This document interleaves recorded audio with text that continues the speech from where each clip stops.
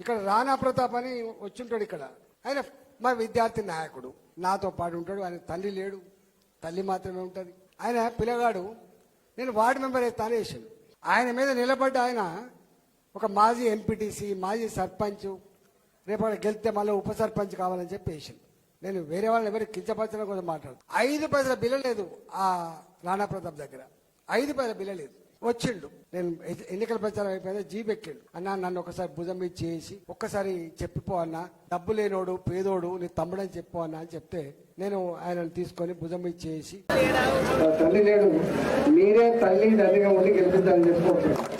ఇక మా తమ్ముడు నా కొడుకు లాంటోడు, వీడికి 5 పైసల బిల్ల లేదు, పేదోడు, నువ్వు గెలిపించు, సర్వీస్ చేస్తానని చెప్పినాం. ఆయన మెజార్టీ ఎంత తెలుసా? వార్డు మెంబర్గా 216 మెజార్టీ, 200 మెజార్టీ వచ్చింది. 3,000 రూపాయలు ఓటుకి ఇచ్చిన వాళ్ళకేమో 16 17 వచ్చినాయి. కానీ రూపాయి ఇయ్యనటువంటి వారికి 264 270 ఓట్లు వచ్చినాయి. అంటే ప్రజలు ఎంత గొప్ప వాళ్ళో చెప్తున్నాను.